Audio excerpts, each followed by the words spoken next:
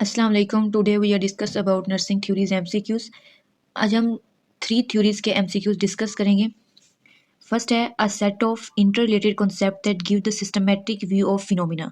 ठीक है, हमने थ्योरी की डेफिनेशन क्या पढ़ी थी? एक इंटर रिलेटेड कॉन्सेप्ट होते हैं, ठीक है, जिसके अंदर डिफरेंट कॉन्सेप्ट होते हैं जो क्या कर रहे होते हैं, इंटर रिलेट कर रहे होते हैं एक सिस्टमैटिक वे से।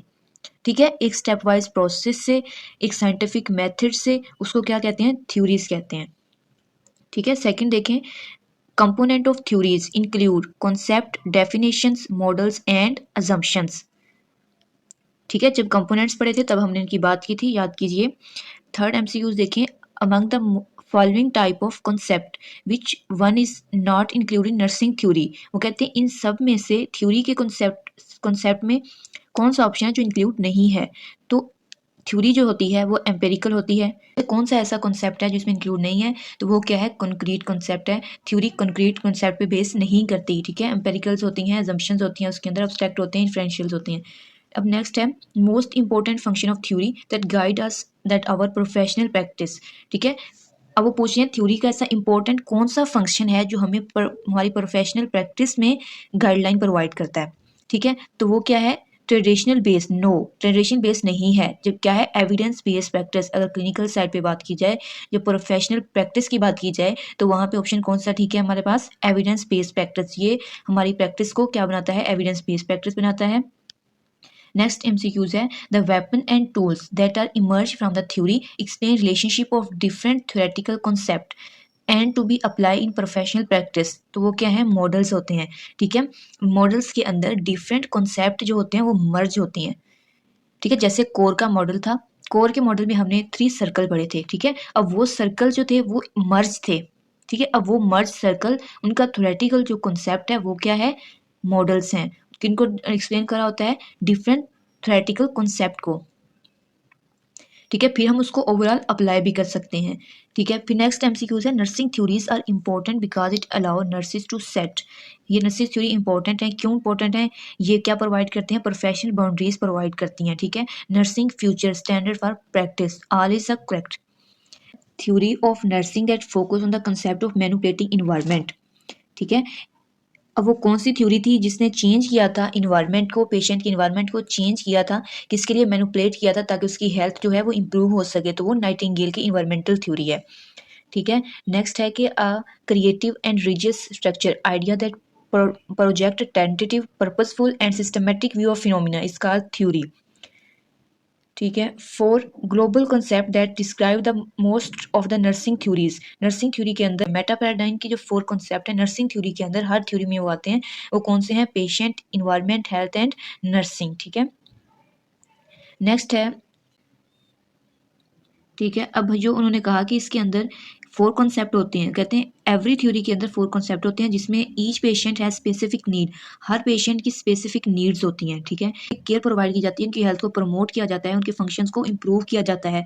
और ये किस स्टेज में आता है या किस फेज में आता है? कौन सा कॉन्सेप्ट है? वो ह्यूमन बीइंग है।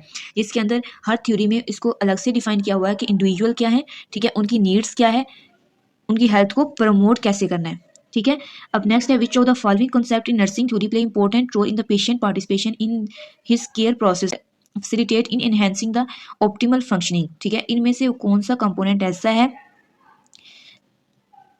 जो इंपॉर्टेंट रोल प्ले करता है participation in care process? Patient को केयर प्रोवाइड करने में उसका अहम रोल होता है, और वो किसका होता है? इन्वायरमेंट का होता है। नाइटिंगेल ने अपनी थ्योरी में इसकी बात की थी कि अगर उसका इन्वायरमेंट अच्छा है तो उसकी हेल्थ बेटर हो सकती है। ठीक है, उसकी हेल्थ बेटर होने के चांसेस जो हैं वो 75% इंक्रीज हो जाते हैं अगर आपका एनवायरनमेंट है। एनवायरनमेंट की मेजर कंट्रीब्यूशन होती है केयर प्रोसेस में। ठीक है, नेक्स्ट है to facilitate better patient care, enhance professional status and help to generate further knowledge are the benefit of nursing theories. Nursing theory क्या करती हैं? हमें फैसिलिटेट करती हैं पेशेंट को केयर प्रोवाइड करने में। ठीक है, उनको एविडेंस बेस्ड बनाने में, उनकी हेल्थ को प्रमोट करने में, और नर्सिंग का प्रोफेशनल स्टेटस जो है उसको इंक्रीज करने में। ठीक है, नेक्स्ट एमसीक्यूज है in the process of care Henderson philosophy emphasise the function of nursing along with the list of basic patient need. अब याद कीजिए हेंडरसन की बेसिक नीड्स कितनी थी? 14 बेसिक नीड्स थी। ठीक है, which are the conscious patient is unable to perform task of daily living. एक कॉन्शियस पर्सन है, वो अपना डेली लिविंग का टास्क जो है वो परफॉर्म नहीं कर सकता। What will be the role of a nurse compromise state. इस स्टेट में नर्स का कौन सा रोल है जो कंप्रोमाइज होता है, वो है help the patient to perform task. वो हेल्प करती है पेशेंट की कि वो अपना टास्क जो है परफॉर्म करे, ठीक है, असिस्ट करवाती है उसको। नेक्स्ट है Henderson view of the nursing process.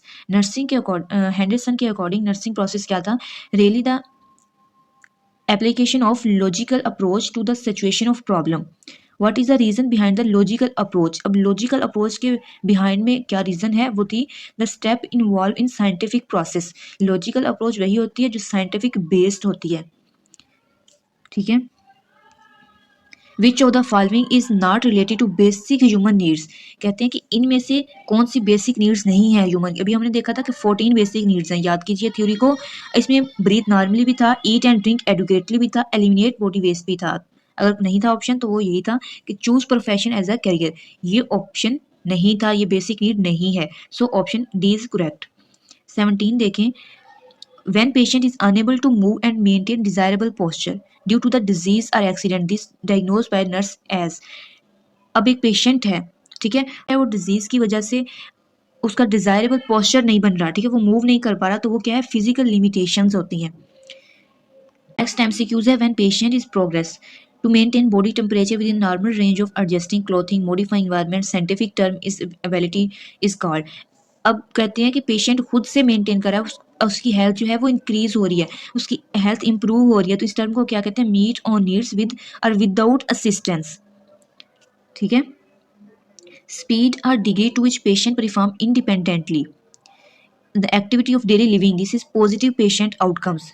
जो पेशेंट्स अपना काम, जो अपना टास्क खुद परफॉर्म करते हैं, वो वैल्यूएशन क्या होती है, पॉजिटिव आउटकम्स होते हैं। इट मीन्स वो अब इंडिपेंडेंट वर्क कर सकते हैं, उन्हें असिस्टेंस की जरूरत नहीं है। नेक्स्ट एमसीक्यू है, nurse perform passive exercise on daily basis to reduce the knee joint stiffness. After 1 week, patients start walking without any difficulty. This nursing care evaluation is positive nursing intervention outcomes.